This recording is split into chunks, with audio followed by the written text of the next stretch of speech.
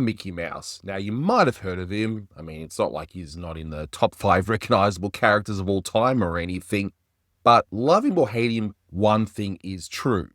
In the late 1920s and 30s, people just could not get enough of him. Separated from the company slowly enslaving humanity with theme parks, acquisitions, all powered through nostalgia, of course, there was a time when the studio was, in fact, ahead of the curve. The 1930s output, when it comes to animation, is just tremendous, and a lot of people seem to forget that. But in the 1920s, copyright infringement was much less defined than it would be today, so much so that if something was successful, all the other companies working to get a leg up would try it too. I mean, it's not like it happened today or anything, but it was much more blatant back then. I mean, Felix the Cat, the first major cartoon star, yeah, everyone was doing that afterwards. But this may surprise you, but when Mickey Mouse captured audiences' hearts in late 1928 with Steamboat Willie, other companies noticed, maybe none so blatantly as the Buren Studio. Formed as Fable Pictures in 1920, the studio was founded to release cartoons that would be directed by Paul Terry of later Terry Toons fame. Come 1928, Amity J. Van Buren bought out the studio, retaining Terry, but this was short-lived. By 1929, Terry left to form Terry Toons, and he would be replaced by John Foster. It was probably in part due to this sudden departure that the studio looked closely at the other studios to see what worked. And obviously Mickey worked, and luckily for Foster, they had mice characters already. Now, according to sources, Milton, as he was named as far back in 1921, Lizzie, later Rita, or Mary Mouse would appear in 1922. None of these named Milton cartoons can be easily found online, but plenty of other Aesop's Fables shorts can be, with 1 or 2 mice characters. But starting in 1929 with Foster's involvement, the mice took a rather sudden and, let's just say, obvious redesign. In this video, we will take a look at these copying critters, these mousy marauders, or these rodent rogues, so let's dive in. In 1929's A Close Call, we're greeted by a naked mouse, singing and playing flowers like a harp, before we see our 2 plagiarists, stars. Rita gets mad at Milton for playing her skirt like an accordion. I'd be mad too. Look at how he's stretching the material. Of course, the plot is just like any other cartoon of the late 20s, clearly being inspired, quote-unquote, by Steamboat Willie. And you have a cat that looks nothing like the average cartoon cat of the era. Anyway, you have the cat kidnapping Rita and Milton, and the chase is on. The cat offers Rita a pearl necklace, and I assume the joke means exactly the same thing today that it did about 90 or so years ago. And if you don't get the joke here, I'm not going to explain that to you. I'm sure you can figure it out. Anyway, Milton tries to save her, but ironically, immediately gets defeated, and that's it. The police come in, stop the cat, and Milton still gets the girl. Not exactly the hero defeats the evil guy story you want out of your 7-minute cartoon. It is what it is. The mice literally tie the knot, and then the choir sings, "You're in the army now." You're in the army now, you're not behind the plow. You'll never get rich by digging a ditch. You're in the army now, you're in the army now. You're not behind the plow. You'll never get rich by digging a ditch. You're in the army now. Well, I guess the joke is about, marriage being like war or something? Well, anyway, that's the cartoon. You've got these 4, singing saps. They're unhappy with their friend or their enemy, accountant, who knows? Again, plot was very much secondary in these things, and that's not a criticism, that's just how they were. And they're about to get into a 1920s cartoon equivalent of, as Troy McClure once said, throbbing biological urges. So they come in to watch. Milton turns the lights out and single-handedly beats up the other mice and tries to either kidnap or run off with Rita. She's clearly upset by this because, he just destroyed the house. You'd be upset too, wouldn't you? Now, the other 4, they aren't happy by our quote-unquote hero, and now the cat is going to tie Milton to the train tracks, and Rita is chased by the 3 others. Suddenly, Milton remembers that he's Mighty Mouse before Mighty Mouse even existed, and he twists the train tracks underneath himself and throws the track away. So Milton actually does defeat these 4 other quote-unquote saps and saves the girl that he kidnapped or something. Yeah, following this cartoon's plot is like trying to follow an actual train wreck happening, but just as the hero gets thanked, The mum mouse sets up a punchline that Archie probably stole about 30 years later, and we iris out. Don't that boy know how to say good night? I'll say he does. It's hard to even understand the plot. I mean, there barely is any. It is a 1920s cartoon, after all, where plot is rather secondary to characters singing and dancing. Next up is Western Whoopee, which is probably the least interesting so far of these knockoff shorts. We set up this criminal, who could be Pete or his distant relative for all we know, as he doesn't seem to have a name. So for Pete's sake, we're calling him Pete, okay? Now, did you know that after Disney lost Oswald, both Universal and Disney both were using Pete in their respective shorts? Maybe Pete was pulling triple duty. I mean, times were hard during that time after all. It's interesting because the one print that I found of this cartoon had a clearly displaced Cartoon Network mark on it. Now, was this actually shown on Cartoon Network? I mean, think about it. Imagine if someone who tuned in to watch the Powerpuff Girls, Dexter's Lab, or literally anything else and got this fever dream as soon as the TV switched on. For those who aren't aware, Cartoon Network originally had a mix of new stuff and showed off older properties like Looney Tunes, Tom and Jerry, and a million different Hanna-Barbera shows, and yet, at some point somewhere, this was probably shown somewhere in the world. Go figure. If it isn't content with just ripping off Mickey Mouse, there is a gag earlier on involving some skeletons dancing. No idea where they possibly got that from, but it doesn't look great. I know the print isn't great, but it just also shows how much further Disney and Fleisch's animators were in skill level even at this earlier time. So finally, more than a minute in, Milton and Pete run into each other after a short bizarre gag where the horse becomes super thin. At first it seemed like he turned into a tree so Milton can hide from Pete, but no, there's still a tree right there. After Pete wastes a lot of ammo and time and for reasons, shooting his wanted poster, even hitting his horse when he spits at the poster, Milton then blows Raspberry, which, remember, that was perhaps the 1930s equivalent of giving someone the finger. We actually see Pete go and investigate, and now there's an actual tree where the horse is. Okay? There's just no rhyme or reason to any of this, and some may argue this is part of the charm of these kind of shorts, and I know it sounds like I'm putting it down, but I would honestly put this sort of thing in the so bad it's good territory. So the horse kicks Pete in the butt, Milton and the horse laugh like psychopaths and run off, but wasn't Milton trying to track Pete down because he's an outlaw or something? Whatever. Look, if you needed proof that older shorts like this one had next to no story planning before animation was actually worked on, well, here's a great example. In fact, it would be Disney that would pioneer that practice of planning a story beforehand via storyboards, and this method would end up being taken up by other studios. So I kid you not, look, the next 2 minutes, you can pretty much remove it. Nothing of consequence will be lost plot-wise. But if I'm being honest, this is perhaps the best part of the short. It's just a bunch of random drunks doing really weird stuff. This short was released during Prohibition, but honestly, if there was ever an anti-drinking advertisement, this could have been used at the time. Chairs boot you out. Bottles get smashed over your head as you sing.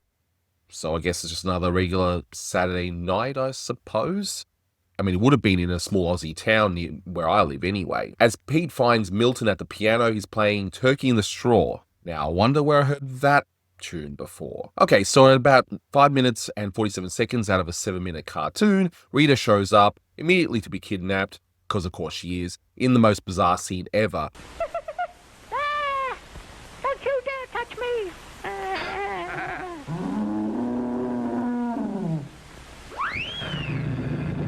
I'm convinced that the animators themselves were drinking, because how else do you explain this? There is a chase between Pete and a million Miltons, and this all looks to be based on the years prior's Mickey Mouse short, The Galloping Gaucho, and then Milton has a sword fight with Pete, because once again, The Galloping Gaucho did it. And Milton knocks Rita out, and then makes out with her while she's unconscious. Sure, why not? Again, one could put this in the so bad it's good territory, but objectively, yeah, this one wasn't great. And look, I have to stress that any comparisons I do make with these are only with the output of time. Comparing any output of the late 20s and early 30s with, say, Pinocchio would be completely absurd, of course. But other studios at the time were doing stuff which, yes, okay, you could look at it and it could be seen as crude, but they were still of a lot better quality than stuff like this. Next up, and I guess we're doing another Western-themed short right away, huh? Well, I also just noticed that the horse seems to be made of wood. That's pretty bizarre. Then again, around this time, we were getting a lot of mechanical cows too, so there is that. Okay, so in a fun kind of gag, Milton is about to go in after playing a song for Rita, but gets cold feet and continues playing. So I guess for every 20 bad jokes, you do land 1 or 2. But he's with her in spirit, I guess, or maybe he's astral projecting or something. And check out those eyes. I mean, there's certainly nothing creepy about that. So Milton plays on his smaller guitar, he takes out of his bigger one for reasons, I guess. Rita does some gags that we saw Minnie do better, and luckily for us, Milton has now learned to wait for consent. Let's see how long that lasts. And he, I guess, arrives clearly trying to serenade Rita, but sees Milton leaving and gets angry. Clearly doesn't know how to walk either, as he gets off his mechanical horse, has a seizure, and then another seizure when Milton blows a raspberry. It's like the animators were trying to figure out a funny reaction, but they had no idea how to do the timing. And to be fair, all the animation studios at the time were still figuring a lot of things out, since there were no guidebook at the time on how to do any of this stuff. Pete goes in to serenade her, but Rita doesn't consent this time and cries for help. Good thing Milton came back to mess with Pete's horse, and a good thing that instead of trying to rush off with Rita in the carriage, he just plays it like a xylophone for reasons only known to him. And this cartoon has no climax. Pete tries to get the horse to go, but it can't because it's filled with rocks, and Pete beats on the horse to make it go, but of course, nothing of note happens. We cut to another uncanny valley shot of Milton Rita, and that's it. I mean, the last one at least gave us a chase, so yeah. Oh well, it is what it is. Now the next one was the one that sparked inspiration for this entire video, as this and the next one were the only Milton and Rita shorts that I personally was aware of. Imagine the joy, or rather the lack of it, I had when I found out that there were 9 of these things. And I guess someone saw the Carnival Kid, which was more than a year old at this point, because now we're at a circus. I know technically a circus is different from a carnival, but this short even starts with the same tropes and takes just a little bit longer than Carnival to get started. It's like they took the template of that Mickey short, changed it just enough, and did this. So we finally see Rita and Milton as performers in this circus. Milton being a clown, and Rita as a performer, and they do seem happy together. And look, Carnival had a shimmy dancer gag, and now this short does the exact same thing. To be honest though, I wasn't expecting this payoff. I do like how the announcer is looking into the audience like, yeah, you're all into this, right, aren't you? And he's clearly right. Look how they just run right in. We see Rita do some acrobatics on a horse and leave to kiss her boyfriend before Milton comes out on stage to perform. The ringleader does an act with the male lion and gets booted in the butt, causing Milton to laugh. This outright pisses the ringleader off, and he decides to try to actually murder him. Gee, it really didn't take that much, did it? So here's the thing. Milton gets launched out of a cannon at a height that, let's face it, that should kill anyone. I know it's just a cartoon, but anyway. The weird thing is, Rita is happy about this, and she goes back with him to go make out like she was in on this. So a clumsily done broken-hearted romance. Okay, I can subscribe to that, which you should subscribe to me if you're enjoying this video, right? Yeah! But the weird thing is, there's clearly a history to this, or else Rita would be horrified by this. So you got your butt kicked literally by a lion, and your clown employee laughed at you. You're literally with his girlfriend, so what is your problem? Anyway, it's kind of weird, isn't it? Okay, so defying all gravity laws and physics, Milton survives, but he crashes in and sees the two in an embrace and, of course, is crushed by it. Milton sings a song about how sad he is.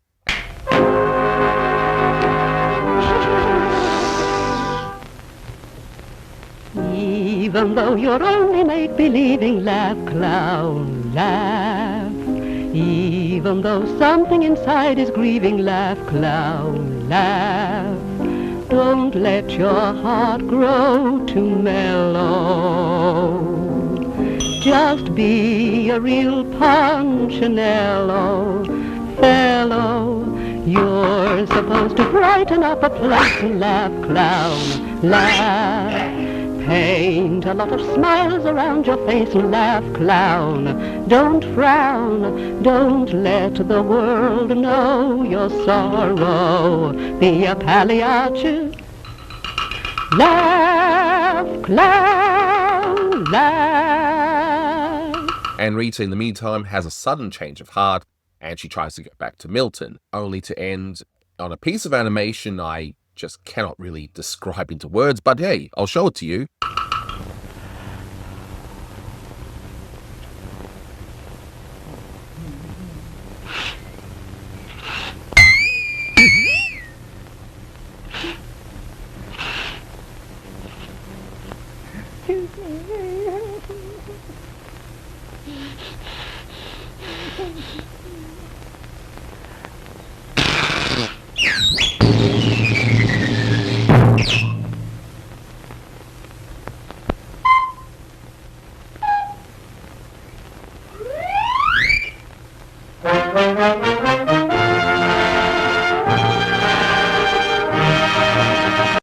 I'll give you a second to process this and we'll move on to the next one. And with the next one, I'll give him this. I can't really think of a Mickey short that this is clearly copying, although ironically, it actually reminds me of a later Up Iwerks Flip the Frog cartoon also called The Office Boy, which would be released in 1932, which honestly I would rather be talking about, and maybe I will. Maybe one day I will cover all the Flip the Frogs. So Milton is working hard or hardly working in an office. He sees Rita as he comes in, and they have, honestly, cute moment together.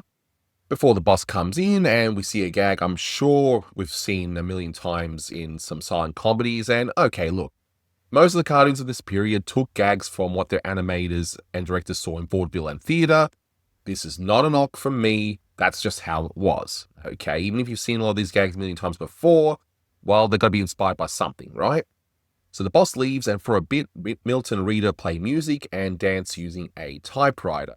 I'll give him this, if this was animated better, I would actually think this could have passed as a Disney cartoon. So then Milton plays watchguard as people want to see his boss, but he tells them no, he's much too busy. We all know what it's going to lead to, right? So we cut to the boss doing anything but work. So I guess nothing has changed in 90 or so years, right? Rita is playing with her gum, as I guess that was kind of a trope of the 30s, only for it to cut really well, like she's choking. Like it seems like it was a cut done today in a reel or something that seems unintentionally hilarious, but anyway. So after Milton brushes off a few people for his boss, Rita goes in and they dance to music. Now after the last cartoon, it would be easy to make a joke about how Milton never learns, but it seems innocent enough at first. Plus, like it's her boss, and yeah, it's 1930, hate to say it, but different times. Milton, however, isn't happy about this when the boss's wife comes to visit. Milton sees the boss trying to do more than dance with Rita and lets her in. Rita and Milton jump into a painting a lot like a certain famous video game released 66 years later and sing us to the end card. Overall, this is probably the best cartoon out of the lineup so far, and no, the bar wasn't exactly high to begin with, but I gotta give him credit, this one is a little bit better. So the next one feels pretty generic. I mean, we've all seen the Caveman cartoon, haha, pet dinosaur, watch Milton hit Rita over the head, take her like property, and watch her swoon over it. He then takes her to a club, no pun intended, and rough houses with her and dancing, and we see gags you've definitely felt you've seen in the Flintstones cartoons. Yes, this is a good nearly 30 years before that, I know, but this is also far from the first cartoon in this kind of genre, and honestly, it's not that great. So a bear, or what I think is a bear, attempts to kidnap Rita, and this is definitely not consensual, making the logic of this cartoon make even less sense. I mean, these don't have much logic to begin with anyway, and that's okay, again, it's part of the charm, you know. But okay, their fight starts a fire, some elephants take their sweet time to put it out, but they flood the place, sending the bad guy away, and Milton continuously hits Rita over the head to make her give him any form of affection. This one isn't as exciting as some of the other ones I've already covered. It's kind of boring. I don't really know what else to say. I mean, at least the really bad ones have some things to talk about. This short gives me next to nothing, except it's a precursor to the Flintstones. in a way. Okay, so immediately on seeing this next cartoon, I got excited thinking, hey, they've reverted the designs to normal mice. I can write this one off and the next one off. But no, the short after this one uses the Mickey knockoff design again. So I'm guessing that that one was started before this one. But I still wanted to mention this one because it's a bit of an honorable mention. So again, we've got a generic scenario where Milton and Rita, sized like real mice again, like another Mickey Mouse short When the Cat's Away, just now naked. That's okay. And there isn't too much to say here. I mean, this one barely counts as having a story, and a lot of shorts at the time barely had a story to begin with. But it's a generic late 20s, early 30s cartoon, lots of dancing to music. You get a villain about 5 or so minutes in, and the villain is a really skinny, malnourished cat, and the mice use the toy props to defeat the cat. So it's kind of a Mickey clone in that it takes a lot of ideas from When the Cat's Away, except to add a villain at the end. The next one, though, as far as I can tell, is the last Milton Mouse cartoon, and it's another cowboy one, because we haven't had any westerns so far. I mean, 3 out of 9, or 8, whether you count Toy Time or not, but still, did they really have to do yet another one? I'm sure there's other ideas, but whatever, who cares? Westerns were popular at the time, so maybe that's it. But we get a dog this time. I guess they were tired of using fake Pete or whatever. Holds Milton at gunpoint, tries to rob him, and he finds he has no money. The dog breaks Milton's guitar, that evil villain, and tries to leave, only to have Milton pull out a gun and shoot the horse in the butt a couple of dozen times. And I guess Rita was replaced already, because when he goes into the saloon, that's clearly not a mouse. We have Cat Rita this time, I guess, playing music, and we get a bunch of visual gags common for the day. The best, in my opinion, is when the bartender mixes drinks on a dancing woman's behind, because we need those kind of jokes, right? Of course, the dog comes into the saloon, holds up the bar, after weirdly disguising himself as a woman with a harp to play a song. Yes, I said it. I guess it does get the bar's patrons to give up their guns, but it's just such a weird sequence. Again, so bad it's good, right? He rides off with a safe, only to find Cat Rita and Milton inside. They boot him into the safe and lock it and go off, never to be seen again. I hope. Ultimately, on January 28th, Walt Disney would see The Office Boy in a theater in LA, and he was outraged. Disney sought to gain an injunction to keep the Van Buren Studio from using any cartoon characters that could be seen as, quote, in any variation so nearly similar as to be mistaken for Mickey and Minnie Mouse, and he alleged that the mouse was portrayed in a jerky and amateurish style, ugly, unattractive, and lacking in personality. So that's 1930s talk for, this sucks, do better. While Van Buren's lawyers did try to argue that they've been using mice characters since 1921, which they did, the argument went out the window when it was made clear that they only became Mickey and Minnie clones after Paul Terry left in 1928 and Foster took over in 1929. Finally, the case was settled by September 2nd of 1931, nearly 7 months after Cowboy Blues was released. And while you would think there would be a nice big fat cash settlement, which you would think would happen nowadays, Disney actually wasn't looking for a payout. Instead, they just wanted to protect their character. Roy Disney, Walt Disney's brother, was quoted as saying, "We just stopped him. That's all we were out to do. We didn't ask for any damages. We even let him finish marketing his pictures. We wanted to establish our right. That's what we were after. To establish a copyright like that is a big thing, and that's an important thing to do." Say what you want about any later dealings with the United States and copyright relating to Walt Disney, this act actually seemed justified. It's likely both Disneys had been hurt by the sudden loss of Oswald, that fearing something similar could happen again, were willing to fight for their copyright. And you know what? Fair enough. I'd do the same thing if I was in their shoes. As for the Van Buren Studio, the studio wouldn't last that much longer anyhow. After minor success with both Tom and Jerry, not that Tom and Jerry, but the other one, and some color cartoons starring characters like Felix the Cat, Van Buren fell ill, and around 1935, when his staff began to attempt to unionize, he just couldn't be bothered with it anymore and closed the studio down completely in 1936. Van Buren never recovered and died on November 12th of 1938. And that's really the end of our story for now. I mean, there is another famous instance of a Mickey Mouse clone just waiting to be talked about. Luckily, though, that one was actually handled by a competent studio. So one day in another video, I'll take a look at that. So let me know if you enjoyed this little journey into the weird and wonderful world of Mickey clones, and in this case specifically, perhaps the most notorious one. So thanks for watching, guys, and until next time, take care.